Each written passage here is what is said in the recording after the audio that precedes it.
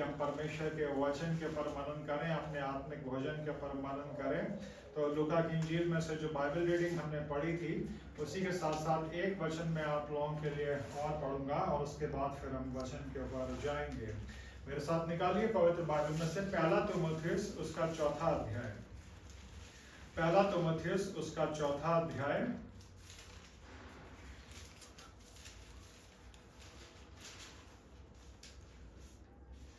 और 7 और 8 पद को हम देखेंगे। पहला तीमुथियुस उसका 4था अध्याय 7वीं आयत के दूसरे भाग से मैं पढ़ रहा हूं और 8वीं आयत के ऊपर विशेष हम मनन करेंगे। पहला तीमुथियुस 4 अध्याय 7-8 में इस तरह से लिखा है। 7वीं आयत के दूसरे भाग से मैं पढ़ रहा हूं।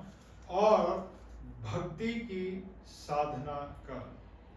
8वीं आयत इस तरह से कह दी, पहला तीमुथियुस 4:8, क्योंकि देह की साधना से कम लाभ होता है, पर भक्ति सब बातों के लिए लाभदायक है। ध्यान से सुनिएगा, क्योंकि इस समय के और आने वाले जीवन की भी प्रतिज्ञा इसी के लिए है। परमेश्वर का धन्यवाद करते हैं सुंदर और सामर्थी वचन के लिए। और इससे पहले कि हम वचन पर मनन करें, अपने हर संडे का कन्फेशन करेंगे। परमेश्वर पवित्र आत्मा ने हमें बहुत सुंदर कन्फेशन सिखाया है जो हमारे आत्मिक जीवन के लिए बड़ा लाभदायक है। जितने भी लोग यहाँ बैठे हैं सब इस तरह से दाहिना हाथ खड़ा कर लें। जितने भी लोग यहाँ बैठे हैं अपना दाहिना हाथ खड़ा कर लें और मेरे पीछे आप बोलें, परमेश्वर का वचन जीवित और प्रबल है। परमेश्वर का वचन तेज है, हर एक दोधारी तलवार से भी ज्यादा। परमेश्वर का वचन सामर्थी है, मेरे गुदे को छेदने में। परमेश्वर का वचन सामर्थी है, मेरे जीव और आत्मा को अलग करने में। परमेश्वर के वचन के सामने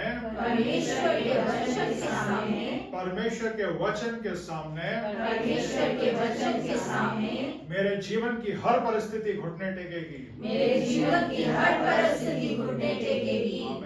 आमीन।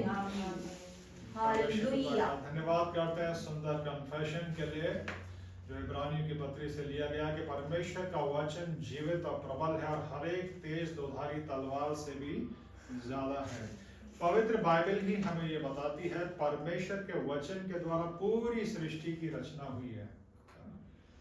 ये जो पूरी सृष्टि है ये सिर्फ परमेश्वर के वचन के द्वारा इस सृष्टि की रचना हुई है। हमारा परमेश्वर इतना महान और सामर्थी, इतना जो ऑलमाइटी गॉड है जिसको हम वर्शिप करते हैं, उसकी पावर ऐसी है कि उसने अपना वचन बोला, पूरी सृष्टि का निर्माण हो गया। और वही परमेश्वर का सामर्थी वचन पवित्र बाइबल के जरिए हमारे हाथों में है। मेरे प्रियो, हमारे घरों के अंदर है। हमारे घरों के अंदर एक ऐसी पावर है जिसमें निर्माण करने की सामर्थ्य है। ये जो पवित्र बाइबल हमारे हाथों में है, इसके वचनों में निर्माण करने की सामर्थ्य है। मेरे प्रियो, परमेश्वर के वचनों के द्वारा निर्माण होता है, क्रिएशन होता है। इसीलिए मेरे प्रियो, इस पवित्र बाइबल को खूब पढ़ें, इस पवित्र बाइबल के वचनों से प्यार करें। जब हम पवित्र बाइबल को पढ़ते हैं या बाइबल सुनते हैं, एक क्रिएटिंग पावर, परमेश्वर के निर्माण करने की सामर्थ्य हमारी आंखों के जरिए या हमारे कानों के जरिए हमारे अंदर जाती है। परमेश्वर के वचन में, पवित्र बाइबल के वचनों में निर्माण करने की सामर्थ्य है। और वो सब कुछ जो हमारे अंदर खाली होता है, टूटा फूटा होता है, परमेश्वर का वचन उसका निर्माण करने लगता है। पवित्र बाइबल के पहले अध्याय में लिखा, उत्पत्ति किताब में, पृथ्वी बेडौल और सुनसान पड़ी थी, पर जब परमेश्वर का वचन आया, जब परमेश्वर ने वचन कहने शुरू कर दिए, स्वयं परमेश्वर ने क्या देखा? अच्छा है, सुंदर है। हर वो चीज जो खाली है, सुनसान है, बेडौल है, कोई भी जीवन, चाहे वो कितना भी सुनसान हो, कितना भी बेडौल हो, कोई भी जीवन जो परमेश्वर की योजना से चाहे कितना भी दूर चला जाए, कोई भी जीवन जो परमेश्वर से कितना भी अलग चला जाए, कितना भी दूर भाग जाए, परमेश्वर के वचन और आत्मा का काम जब उस जीवन में होता है, वो जीवन वापस से खूबसूरत बन जाता है।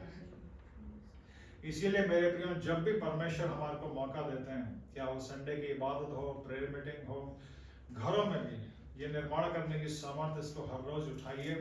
आजकल बहुत सारे गैजेट्स हैं, मोबाइल में भी ऑडियो बाइबल आ गई है। टाइम अगर आपके पास कम है, एक स्थान से दूसरे स्थान जाते हैं, ऑडियो बाइबल लगाइए, बजाय इससे कि कोई और सांसारिक चीज लगाएं, सांसारिक गाने आप लगाएं, ऑडियो बाइबल सुनिए, परमेश्वर के वचन सुनिए। परमेश्वर के वचनों में निर्माण करने की सामर्थ्य है। परमेश्वर का वचन निर्माण करता है। हालेलुया।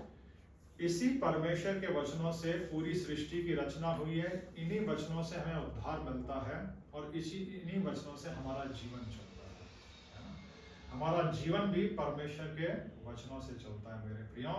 और उद्धार पाने के बाद एक ऐसा आत्मिक स्तर है जो परमेश्वर ने अपने बच्चों के लिए रखा है, उद्धार पाए हुए लोगों के लिए रखा है। परमेश्वर ने हमें जीवन दिया, जीवन वचन से मिलता है, उद्धार भी परमेश्वर के वचन से मिलता है। इसके बाद इब्रानियों 4:12 का जो कन्फेशन है मुझे और आपको सिखाता है कि जो परमेश्वर का वचन है तेज दोधारी तलवार के द्वारा है ना। इसको खुद अपनी इच्छा से अपने दिल पे, अपने मन पे, अपने जीवन पे चलने देना चाहिए। तो ये क्या करता है, वचन की तलवार चल चल के हमारे जीव और आत्मा को अलग कर देती है। परमेश्वर का वचन बताता है हम मनुष्य, हमारे अंदर 3 चीजें हैं, देह, प्राण और आत्मा। ये बॉडी है जो बाहर से दिखाई देता है, और इसके अंदर स्पिरिट है जो परमेश्वर का स्वरूप है। परमेश्वर ने क्या कहा था, आओ हम मनुष्य को अपने स्वरूप में बनाएं। परमेश्वर का स्वरूप क्या है, इस बॉडी के अंदर जो स्पिरिट है, जो आत्मा है। शरीर परमेश्वर का स्वरूप नहीं है। इस बॉडी के अंदर, शरीर के अंदर जो स्पिरिट है, आत्मा है, वो परमेश्वर का स्वरूप है। और बॉडी और स्पिरिट जब मिलते हैं तो अंदर एक सोल रेल्म बनता है जिसमें थॉट्स और फीलिंग्स होते हैं। हमारे मस्तिष्क के विचार और हृदय की भावनाएं, ये सोल रेल्म में आते हैं, जीव में आते हैं। उद्धार पाने के बाद भी वो लोग जो अपने पापों से पश्चाताप करते हैं, प्रभु यीशु मसीह को अपना उद्धारकर्ता स्वीकार कर लेते हैं, उद्धार पाने के बाद उनकी आत्मा तो नरक की आग से बच जाती है, पर उनके सोल रेल्म के ऊपर, उनके विचारों के ऊपर, उनकी भावनाओं के ऊपर शैतान का और अंधकार के साम्राज्य का हमला लगातार होता रहता है। कई बार समस्या बड़ी नहीं होती, छोटी होती है, पर हम सोच सोच के उसको बड़ा बना लेते हैं। थॉट्स के ऊपर, फीलिंग्स के ऊपर शैतान का हमला लगातार होता है। और इसीलिए परमेश्वर ने अपने वचन से हमें यह सिखाया है कि हम परमेश्वर के वचन की तलवार को चलने दें। तो अगर लगातार हम वचन प्रार्थना का जीवन जीते हैं, लगातार वचन की तलवार को अपने ऊपर चलने देते हैं, तो ये परमेश्वर के वचन की तलवार चल के, जैसे लिखा है इब्रानियों 4:12 में, ये हमारे वचन हमारे गूदे को छेदता है और हमारे जीव और आत्मा को अलग करने की सामर्थ्य रखता है। जीव और आत्मा अलग हो जाए, एक ऐसा आत्मिक स्तर है जो परमेश्वर ने अपने बच्चों के लिए रखा है। वहां पे क्या होता है, आपकी स्पिरिट, आपकी आत्मा परमेश्वर के वचन से बलवंत होके आपके जीव को और आपके फ्लैश को टेक ओवर कर लेती है, अपने कब्जे में ले लेती है। फिर आपके मस्तिष्क के विचार और आपकी भावनाएं आपको परेशान नहीं कर पाती। हमारे आत्मिक जीवन को रोकने के लिए, हमारे आत्मिक जीवन को कमजोर करने के लिए, हमें परमेश्वर की नजदीकी में बढ़ने के से रोकने के लिए शैतान हमारी ही चीजों को इस्तेमाल करता है, जो हमारे थॉट्स हैं, हमारी फीलिंग्स हैं। जन्म से लेके, होश संभालने से लेके और परमेश्वर को जानने तक जितना समय हम परमेश्वर से दूर रहते हैं, अंधकार का साम्राज्य हमारे विचारों में और हमारी भावनाओं में अपनी जड़ें जमा लेता है। ध्यान से सुनिएगा इस बात को। उद्धार पाने के बाद इसीलिए परमेश्वर की हर संतान को, बच्चे को कहा जाता है कि आप प्रार्थना करिए, वचन पढ़िए। परमेश्वर का वचन और पवित्र आत्मा अंधकार के साम्राज्य की उन जड़ों को काटता है। परमेश्वर का वचन और आत्मा काम करता है और अंधकार के साम्राज्य को हमारे अंदर से खत्म करने की कोशिश करता है, हमारे सोल रेल्म से। और एक ऐसा आत्मिक स्तर, जैसे एक बच्चा, एक बेबी पैदा होता है, उसके बाद वो बढ़ता जाता है, वैसे ही जिस दिन हम अपने पापों से पश्चाताप करते हैं, प्रभु यीशु मसीह को अपना उद्धारकर्ता स्वीकार करते हैं, एक स्पिरिट बॉडी का जन्म हमारे अंदर होता है। उस स्पिरिट बॉडी को हमें खूब फीड करना है परमेश्वर के वचन से, और परमेश्वर के वचन से इतना फीड करना है कि वो स्पिरिट बॉडी अंदर ग्रो हो जाए और हमारे सोल रेल्म में, जैसे मैंने बताया, मस्तिष्क के विचार और हृदय की भावनाएं आती हैं। आत्मा हमारे विचारों को और हमारी भावनाओं को अपने कब्जे में ले ले, इसको स्पिरिट वॉक कहते हैं। और हर परमेश्वर के बच्चे को स्पिरिट वॉक के लेवल पे आना है कि आपका आत्मा आपके शरीर को चलाए और आपका आत्मा आपके सोल रन को अपने कब्जे में ले ले। आपके थॉट्स आपको परेशान नहीं करने पाए, आपकी फीलिंग्स आपको परेशान नहीं करने पाए। लोग कहते हैं ना, दुआ करने का मन नहीं करता, बाइबल पढ़ने का मन नहीं करता। क्यों? अंधकार का साम्राज्य थॉट्स पर, फीलिंग्स पे ऐसा कब्जा कर लेता है। चर्च आने का मन नहीं करता, हाँ क्यों? अंधकार के साम्राज्य का कब्जा थॉट्स और फीलिंग्स पे होता है। लेकिन परमेश्वर का वचन हमें सिखाता, परमेश्वर ने अपने बच्चों के लिए, अपनी संतानों के लिए एक ऐसा स्तर रखा। उस स्तर पे आप कैसे पहुंचेंगे? जब खुद अपनी इच्छा से, सब कुछ अपनी इच्छा से है। परमेश्वर ने पूरी सृष्टि की रचना करी, आदम हवा को बनाया, उनको एक फ्री विल दी। परमेश्वर ने इंसान को रोबोट की तरह, मशीन की तरह नहीं बनाया। फ्री विल का गलत इस्तेमाल किया आदम हवा ने, अदन की वाटिका को खो दिया, परमेश्वर की प्रेजेंस, उसकी आशीषों को खो दिया। परमेश्वर किसी को स्वर्ग और नरक नहीं देगा, हर इंसान खुद अपनी फ्री विल से स्वर्ग और नरक को चुनेगा।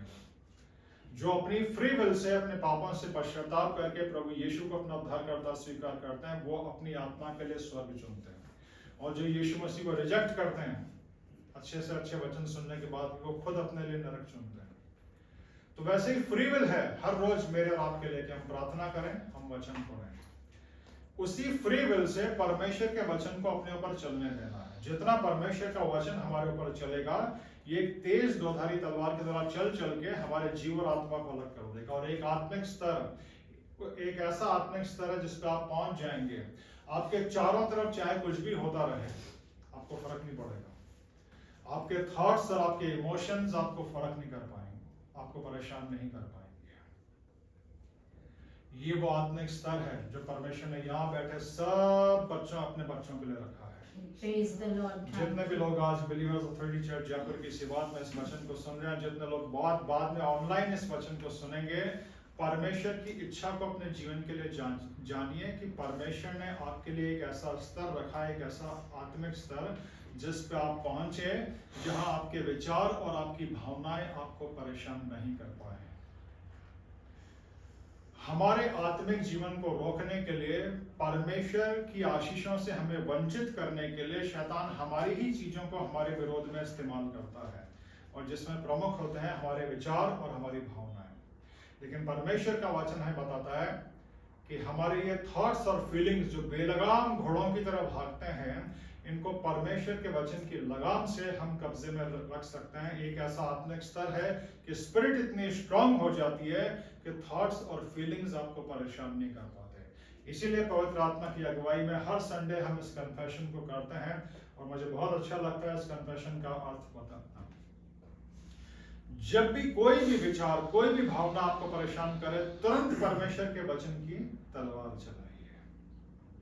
शरीर जब फील करे, है ना, फीलिंग्स को शैतान हथियार बनाता है। शरीर फील करे कि मैं कमजोर हो रहा हूं या बीमार हो रहा हूं, वचन की तलवार चलाइए। मेरा परमेश्वर यहोवा राफा है। जब शैतान थॉट्स पे बम्बार्डिंग करे, महंगाई बढ़ रही है, हालात खराब हो रहे हैं, ये है वो है, नहीं, परमेश्वर के वचन की तलवार चलाइए। यहोवा राजा है, वो अपने सिंहासन पे विराजमान है। मेरा परमेश्वर अपने सिंहासन पे विराजमान है, उसने मुझे जीवन दिया है, उसने मुझे उद्धार दिया है, वो मेरी सारी जरूरतों को पूरा करेगा। और यही आज परमेश्वर के वचन से हम सीखेंगे। परमेश्वर के वचन की तलवार को चलने देंगे अपने दिल के ऊपर, अपने जीवन के ऊपर, और हम परमेश्वर के वचन से सीखेंगे जो बाइबल रीडिंग आज हमने पढ़ी है। हमारे आत्मिक जीवन को रोकने के लिए, हमारे आत्मिक जीवन को कमजोर करने के लिए सबसे बड़ा हथियार जो शैतान इस्तेमाल करता है, वो इस संसार की चिंताओं को इस्तेमाल करता है, और इस जीवन को जीने के लिए संसार की जितनी चीजों की आवश्यकताएं हैं, उनकी फिक्र को, उनकी चिंताओं को शैतान इस्तेमाल करता है हमारे विरुद्ध। उद्धार पाने के बाद भी चिंताएं, संसार की चिंता, हम क्या खाएंगे, हम क्या पिएंगे, हम क्या पहनेंगे, ये जीवन कैसे चलेगा। आज देखिए संसार की क्या हालत है। सुबह से लेके शाम तक हर आदमी भाग रहा है। क्यों भाग रहा है? नौकरी करने के लिए भाग रहा है, बिजनेस करने के लिए भाग रहा है, अपनी रोजी रोटी कमाने के लिए भाग रहा है, काम करने के लिए भाग रहा है। एक ऐसा प्रावधान है, एक ऐसा नियम है, एक ऐसा सेटअप है जिसमें हर इंसान को अपना जीवन चलाने के लिए कुछ ना कुछ काम करना है।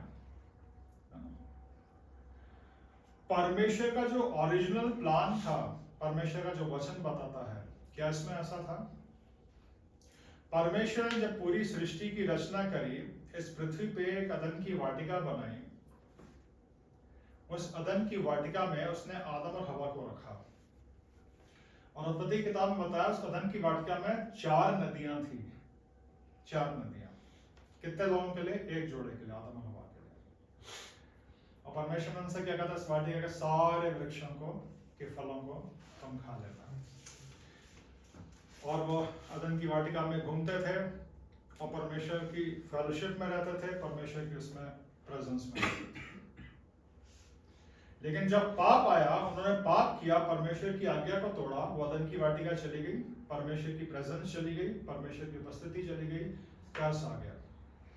और उस कर्स में ही आया इंसान के लिए कि अब तू मेहनत करेगा, पसीना बहाएगा, तेरा पसीना बहेगा जमीन में, तू मेहनत करेगा, पसीना बहाएगा, और ये जमीन क्या करेगी? तेरे लिए कांटे उगाएगी। ये कर्स है परमेश्वर का इंसान के लिए, मानव जाति के लिए। और उस कर्स का सामना ये पूरा संसार, पूरा विश्व कर रहा है, मानव जाति कर रही है। पर मेरे प्रियो, इस बिलीवर्स अथॉरिटी चर्च में, इस न्यू बिगिनिंग में जो हम परमेश्वर के वचन से सीख रहे हैं कि आज से 2000 साल पहले क्रॉस पे जो मेरे और आपके लिए काम हुआ है, खुदा प्रभु यीशु मसीह ने नरक की मौत को, हमारे पाप की मजदूरी को, हमारे सारे श्रापों को अपने ऊपर ले लिया है। हर वो कर्स जो पाप की वजह से हमारे जीवन के ऊपर आता है, उसे प्रभु यीशु मसीह ने मेरे और आपके जीवन के ऊपर जो था कर्स, उसको प्रभु यीशु मसीह ने अपने ऊपर ले लिया। Praise the Lord. Thank you, Lord. संसार का जो एक नियम है, एक प्रावधान है कि हर व्यक्ति को जीने के लिए काम करना है, वो तो चल रहा है। पर उस काम के लिए, उस प्रावधान के लिए, चाहे वो नौकरी हो, चाहे बिजनेस हो, परमेश्वर के बच्चों को अपने आप को परेशान नहीं करना है। आज की सुबह परमेश्वर अपने वचन से मुझे और आपको ये सिखाना चाहते हैं, क्योंकि एक वो जीवन है, एक वो काम है जो काम करता है उसके ऊपर परमेश्वर की आशीष है, और एक वो जीवन है जो काम करता है जिसके ऊपर परमेश्वर की आशीष नहीं है। आज हम इस फर्क को महसूस करेंगे, इस फर्क को जानेंगे और सीखेंगे। खुदावन प्रभु यीशु मसीह ने अपने शिष्यों को सिखाया कि क्यों रोटी की चिंता करते हो और क्यों पहनने की चिंता करते हो। और पहला तीमुथियुस उसका 4 अध्याय 7वीं और 8वीं जो आयत मैंने पढ़ी, यहाँ पे क्या लिखा है? भक्ति की साधना कर, भक्ति की साधना कर, क्योंकि देह की साधना से कम लाभ होता है, भक्ति सब बातों के लिए लाभदायक है, क्योंकि इस जीवन के और आने वाले जीवन की भी सारी प्रतिज्ञाएं इसी के लिए है। और वहां यीशु मसीह क्या कह रहे हैं, जो बाइबल रीडिंग हमने पढ़ी, स्वर्ग के राज्य की खोज करो तो बाकी सारी चीजें तुम्हें अपने आप मिल जाएगी। मेरे प्रियो, आज परमेश्वर के वचन की इस तलवार को अपने दिल के ऊपर, अपने मन के ऊपर, अपने जीवन के ऊपर, अपने सोल रन के ऊपर चलने दीजिए, क्योंकि परमेश्वर नहीं चाहते कि उसके बच्चे संसार की वजह से या अपने नौकरी की वजह से, या हम क्या खाएंगे, हम क्या पहनेंगे, हमारे फ्यूचर का क्या होगा, हमारे भविष्य का क्या होगा, संसार में महंगाई इतनी बढ़ रही है, संसार की परिस्थितियां ऐसी है, देश की परिस्थितियां ऐसी हैं, इस बात से परमेश्वर के बच्चे चिंतित रहें। परमेश्वर ये नहीं चाहते। यीशु मसीह ने क्या कहा? संसार की जातियां इन बातों की खोज में रहती हैं, तुम्हें इन बातों की खोज में नहीं रहना है। तुम्हें किसकी खोज करनी है? स्वर्ग के राज्य की। प्रभु यीशु मसीह ने अपने डिसाइपल्स को, अपने शिष्यों को, अगर आप प्रभु यीशु मसीह के शिष्य हैं, अगर आपने अपने पापों से पश्चाताप करके प्रभु यीशु को अपना उद्धारकर्ता स्वीकार किया है, तो प्रभु यीशु मसीह आज मुझे और आपको सिखाते हैं एक बार फिर से, जो प्रभु यीशु मसीह ने अपने शिष्यों को सिखाया, स्वर्ग के राज्य की खोज करो। तीमुथियुस के अंदर परमेश्वर के वचन की आज्ञा, भक्ति की साधना कर, भक्ति की साधना कर। साधना क्या होता है? साधना में एक डिसिप्लिन होता है, एक अनुशासन होता है। भक्ति की साधना करनी है, एक प्रयास करना है, क्योंकि आसान नहीं होता। जब आप भक्ति की साधना करने बैठेंगे, जब आप प्रार्थना करेंगे, वचन पढ़ेंगे, शैतान इन्हीं विचारों के द्वारा, इन्हीं भावनाओं के द्वारा बहुत सारी चीजों को लेके आएगा।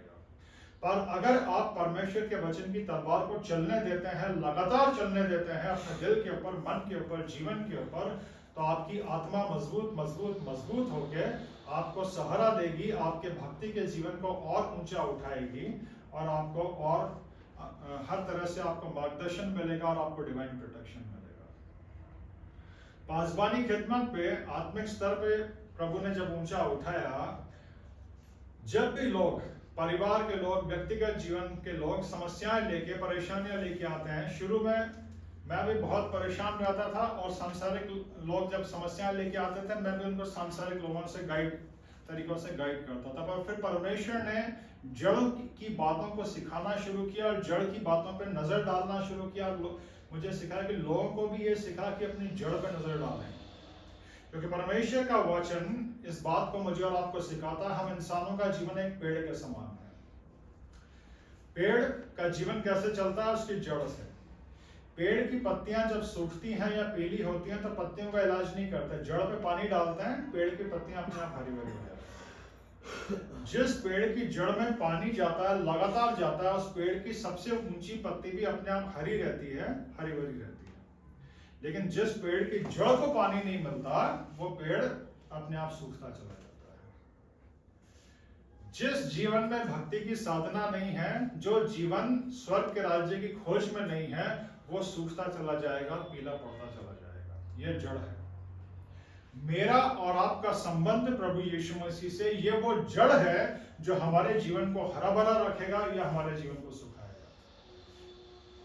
अगर आज संसार की चिंताएं या आपके जीवन की चिंता आपको सुखा रही है, आपको पीला कर रही है, परमेश्वर अपने इस वचन के द्वारा आपको मार्गदर्शन करना चाहते हैं। परमेश्वर चाहते हैं कि परमेश्वर के वचन की इस तलवार को आप चलने दीजिए अपने दिल के ऊपर, अपने मन के ऊपर, अपने जीवन के ऊपर, क्योंकि ये प्रभु यीशु मसीह के शब्द हैं, प्रभु यीशु मसीह के वचन है कि कौवों को देखो, क्या वो मेहनत करते हैं, क्या उनके भंडार होते हैं?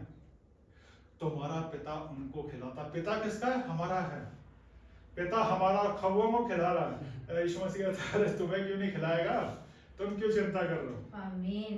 Praise the Lord. पिता हमारा है, कौवों को खिला रहा है, जो मेहनत नहीं करते, जिनके खेत नहीं होते, जिनके भंडार नहीं होते। यीशु मसीह कह रहे हैं उनको खिला रहा है, तुम्हें क्यों नहीं खिलाएगा? Praise the Lord. सोसन के फूलों को, पेड़ों को देखो कितने सुंदर है। यीशु मसीह कहता है सुलेमान इतने सुंदर वस्त्र नहीं पहनता था, पिता तुम्हें क्यों नहीं पहनाएगा? Praise the Lord. पर इसके लिए तुम्हें क्या करना है?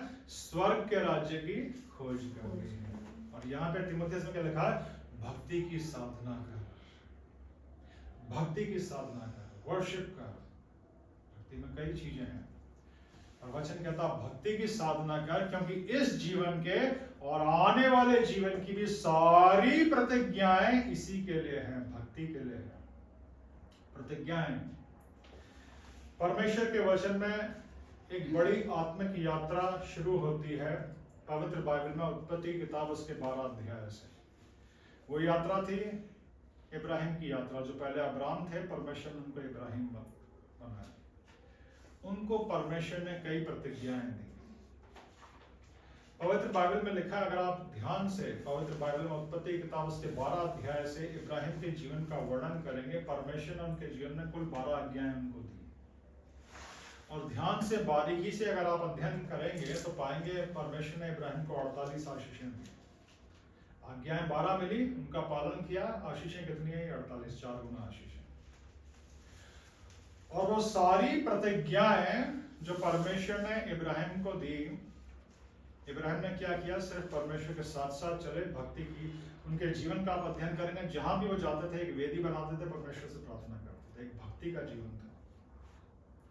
वचन में लिखा है इस जीवन के और आने वाले जीवन की सारी प्रतिज्ञाएं इसी के लिए, किसके लिए? भक्ति के लिए। अब इसका मतलब ये नहीं है कि हम अपने शरीर पे बिल्कुल ध्यान देना बंद कर दें या नौकरी काम सब कुछ बंद कर दें। नो, काम आपको करना है जो इस संसार का एक प्रावधान है, लेकिन अपनी नौकरी के लिए, पैसे के लिए, संसार की चीजों के लिए परमेश्वर के बच्चों को परेशान नहीं रहना है, तनाव में नहीं रहना है, सिर्फ उन्हीं के लिए नहीं सोचना है। हमारा जो फोकस है वो है यीशु मसीह और परमेश्वर का राज्य, उसके ऊपर होना चाहिए। तो उसके साथ एक पैकेज है, आजकल इस वर्ल्ड में खूब पैकेज की बात होती है ना, ये पैकेज है, ये ले लो, उसके साथ ये भी है, ये भी है, ये भी है। परमेश्वर का वचन भी एक बहुत बड़ा पैकेज के तौर पे हमारे साथ आता है। तुम पश्चाताप करो, यीशु मसीह को अपना उद्धारकर्ता स्वीकार करो, परमेश्वर तुम्हें उद्धार देगा और उसके बाद कंप्लीट सरेंडर करो, सब कुछ तुम्हारा है।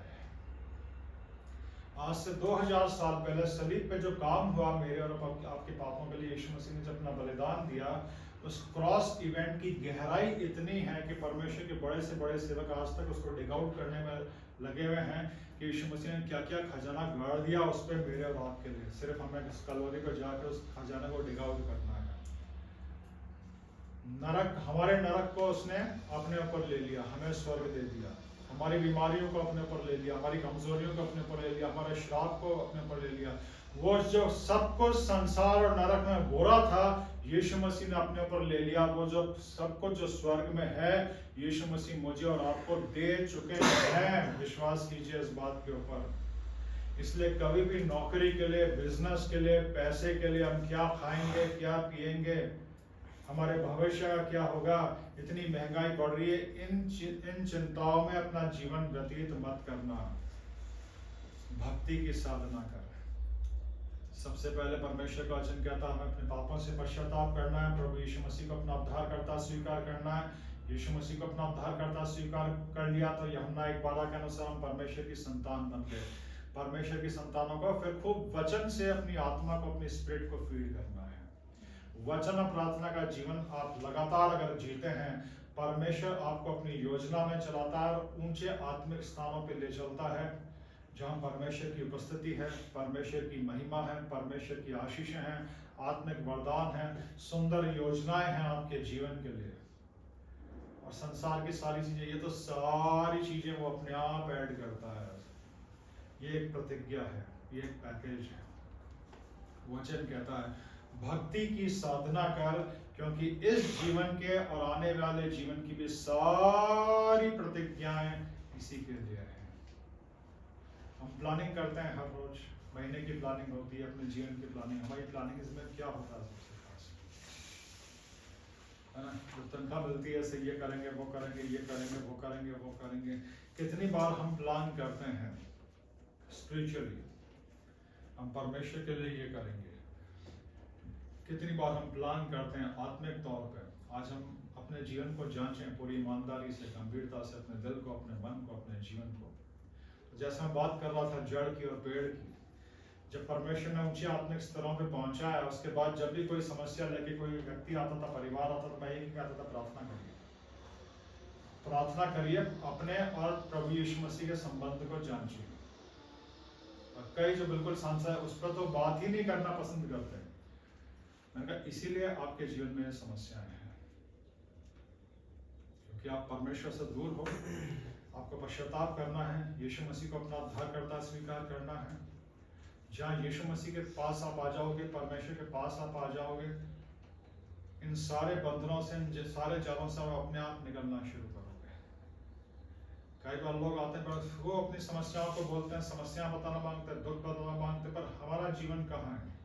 बाइबल में इसका एक दृष्टांत है उड़ाऊ पुत्र का। वो अपने पिता के घर को छोड़ के दूर गया, सारी तकलीफें उसके ऊपर आ गई, बिल्कुल कंगाल हो गया, सूरों के बीच में बैठा था। लेकिन वहां पे जब मन फिराता, पश्चाताप करता, वापस आता है, पिता उसको प्यार से गले लगा लेता, उसको अंगूठी पहनाता, सारा अधिकार, घर की सारी फैसिलिटीज उसको अपने आप मिलती हैं। इस फर्क को समझिए। सड़क के ऊपर एक भिखारी खड़ा होकर भीख मांगता है। बच्चे भीख नहीं मांगते चर्च में, बच्चे भीख नहीं मांगते अपने घर में अपने माता पिता से। बच्चों का अधिकार होता है घर में से जो चाहे ले ले, खा ले। ये अधिकार परमेश्वर पिता ने स्वर्ग का मुझे और आपको दिया है। ध्यान से सुनिए, तुम्हारा है, ले आओ, खाओ। और इसके लिए क्या करना है? भक्ति की साधना करना। और हम फिर भी मानते रहते हैं। घर है, घर के अंदर बच्चा मांगेगा क्या? नहीं, घर बच्चे का है, बच्चा उठाएगा और खाएगा। वैसे परमेश्वर पिता ने ये पूरा स्वर्ग हमें दे दिया है। स्वर्ग के राज्य की खोज करो, सब तुम्हारा है, ले आओ, खाओ, ले आओ, इस्तेमाल करो। और क्यों हमारा सो कॉल्ड मसीह समाज कंगाली में है, बदहाली में है? क्योंकि संसार के पीछे भागता, संसार की खोज कर रहा, यीशु मसीह को और परमेश्वर को छोड़ के। आज परमेश्वर पिता अपने वचन के द्वारा मुझे आपको हिलाना चाहते हैं, जागृत करना चाहते हैं। स्वर्ग के राज्य की खोज करो, हर रोज बाइबल को उठाइए, परमेश्वर का वचन पढ़िए, प्रार्थना करिए, अपनी जड़ को जांचिए। अगर आज आपके जीवन के पत्ते पीले हो रहे हैं, हमारा व्यक्तिगत जीवन, हमारा परिवार, हमारे आपस के रिलेशनशिप, हमारा फाइनेंस, ये सब पत्ते हैं। हमारी जड़ क्या है? हमारा और यीशु मसीह का संबंध। अगर हमारा और यीशु मसीह का संबंध सही है, लगातार पानी जा रहा है, वचन प्रार्थना के जरिए लगातार हम प्रभु यीशु मसीह के साथ चल रहे हैं, सब कुछ सही रहेगा। आज ध्यान से सुनिए, यीशु मसीह कहते हैं मत चिंता करो, मत चिंता करो। यही वो बात है जो परमेश्वर पिता ने पुराने नियम में इजरायलियों को सिखाई थी बियाबान की यात्रा में। जब वो मिस्र की गुलामी से छूट गए थे, मिस्र की गुलामी से छूट के जब वो बियाबान की यात्रा में थे, 40 साल परमेश्वर पिता ने बहुत अद्भुत रीति से उनको संभाला, अपना डिवाइन प्रोटेक्शन दिया। जितनी जातियां उनके ऊपर हमला करती थी सब हार जाते थे। 40 साल में जब उनको प्यास लगती थी, परमेश्वर ने चट्टान फाड़ के उनको जल पिलाया। उनको भूख लगती थी, आसमान से मन्ना गिरा। मीट खाने का मन करता था, परमेश्वर पिता बटेर में सब कुछ दिया परमेश्वर पिता ने, पर 40 साल में रोटी खाने को नहीं मिली। 40 साल के अंत में परमेश्वर पिता ने बताया 40 साल जो तुम रोटी नहीं खाने पाए वो इसलिए हुआ कि तुम जानो तुम रोटी से जिंदा नहीं हो, मुझसे जिंदा हो। मैं तुम्हें जिंदा रखता हूँ। संसार की जातियां, यीशु मसीह ने भी कहा संसार की जातियां इन बातों की खोज करती है, तुम स्वर्ग की खोज करो। परमेश्वर पिता ने पुराने नियम में भी अपने इजरायलियों को यही बताया था, तुम मुझसे जिंदा हो, तुम रोटी से जिंदा नहीं हो। परमेश्वर चाहते हैं कि उनके बच्चे इस बात का ध्यान रखें, आप अपनी नौकरी से जिंदा नहीं हो, आप अपनी बिजनेस से जिंदा नहीं हो, आपने सैलरी पे जिंदा नहीं हो, आपने सैलरी पे डिपेंड मत रहो। शैतान बम्बार्डिंग करेगा, तेरे पास थोड़ा सा पैसा है, तेरा बैंक अकाउंट खाली है, तेरी सैलरी से क्या होगा, इतने बिल भरने हैं, इन खर्चों का क्या होगा? तो शैतान को जवाब देना है, मेरे पास वो यीशु मसीह है जो 5 रोटी 2 मछली से 5000 को खिलाता है। वो आशीष जो स्वर्ग की है, वो आशीष जो प्रभु यीशु मसीह ने उस समय दिखाई उस भीड़ को, वो मेरे और आपके जीवन के लिए भी है। अगर आप परमेश्वर की संतान हैं, परमेश्वर के बच्चे हैं, अपने रसोई के लिए, अपने राशन के लिए, अपने घर के भंडारों के लिए, परमेश्वर के लिए की और स्वर्ग की उस आशीष को मांगिए। वो आशीष मेरे और आपके लिए, हर वो मिरेकल जो बाइबल में है वो मेरे और आपके जीवन के लिए भी है, परमेश्वर के संतानों के लिए भी है।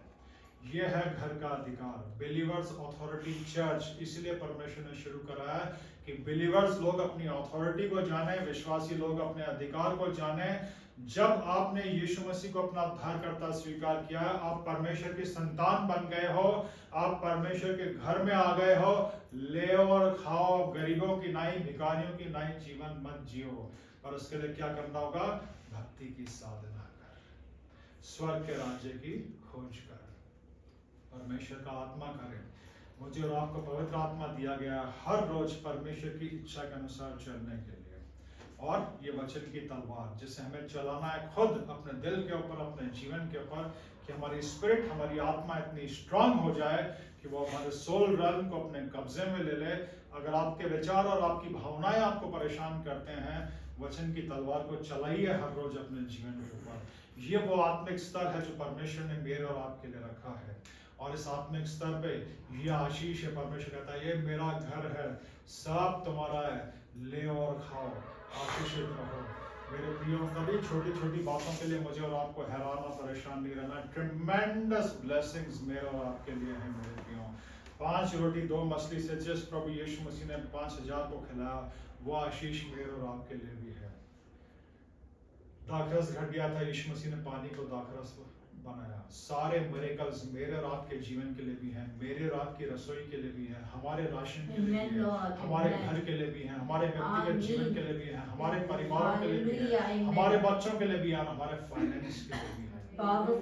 मेरा और आपका जीवन हमारे पैसे से नहीं, हमारी नौकरी से नहीं, हमारी इनकम से नहीं, हमारा जीवन परमेश्वर की आशीषों से चलता है। आमीन, हालेलुया। दुआ करें, अपने सिरों को दुआ में झुकाएं।